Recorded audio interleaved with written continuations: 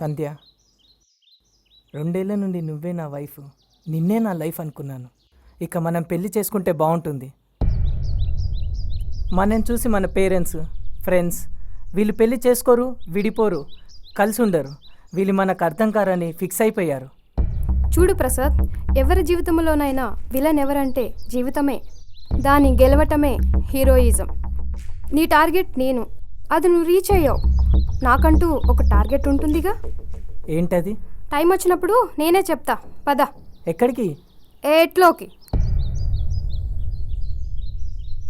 2 సంవత్సరాల నుంచి ఒక్క అమ్మాయిని ఎలా ప్రేమిస్తున్నావురా? బోరు కొట్టట్లేదు? 2 గంటలకో అమ్మాయికి లైన్ వేయడం, 2 రోజులకో అమ్మాయితో ఎంజాయ్ చేయడం ట్రెండురా. దాన్ని మార్చేస్తున్నావు కదరా. అయినా నువ్వు ఈ కాలంలో పుట్టాల్సినోడు కాదురా, దేవదాస్ కాలంలో పుట్టాల్సినోడి. ఏ ఆప్రా, సంధ్య ఫోన్ చేస్తుంది, ఇంట్లో ఎవరు లేరంది. హలో సంధ్య. హలో ప్రసాద్. సంధ్య, ఏమైంది? ఏమైంది సంధ్య? Hello hello.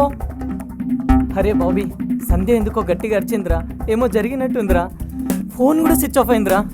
ఏం జరిగిందో చూద్దాం పదరా.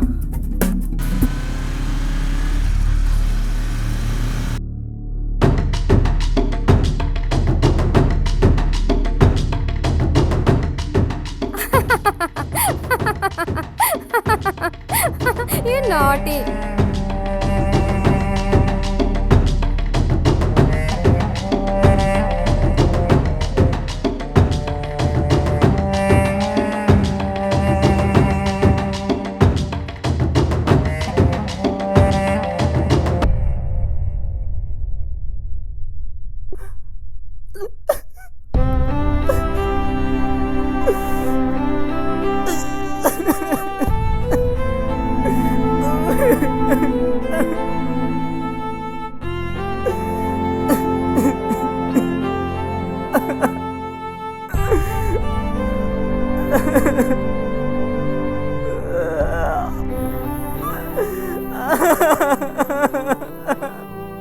అరే ప్రసాద్, దేవుడు ఆటిచ్చాడని సంతోషపడి లోపే హార్ట్ అటాక్ కూడా ఇచ్చాడని గుర్తు చేస్తారా?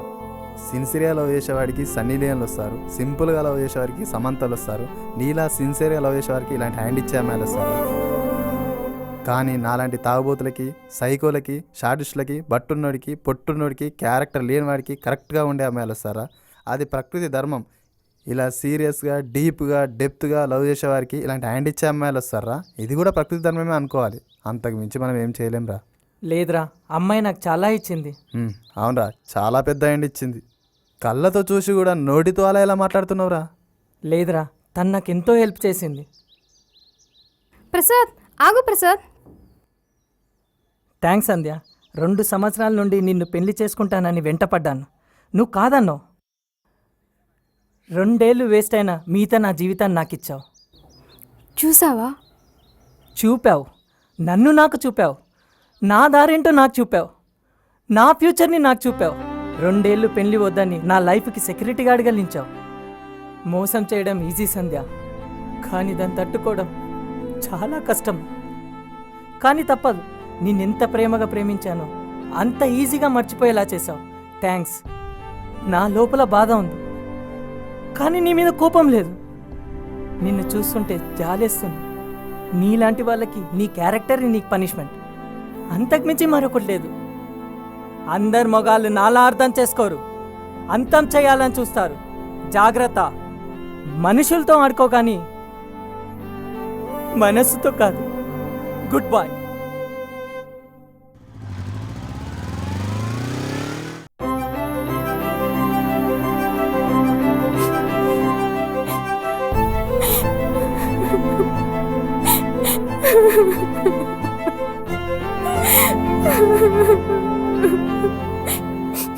సో ఫ్రెండ్స్, జీవితం అనే రైలు ప్రయాణంలో ఇలాంటి వాళ్ళు మనకు అప్పుడప్పుడు తగులుతుంటారు. అందుకని వాళ్ళని రైల్లో నుంచి తోసేయడమో, మనం రైల్లో నుంచి దూకేయడమో కరెక్ట్ కాదు. మన ప్రయాణం కరెక్ట్గా ఉండాలి, అప్పుడే మనం గమ్యం చేరుకుంటాం. ఈ లఘు చిత్రాన్ని చూసి ఒక్కరైనా రియలైజ్ అవుతారని మా ఈ చిన్న ప్రయత్నం. ప్రేమతో మీ భాస్కర్ బింగి. Thank you.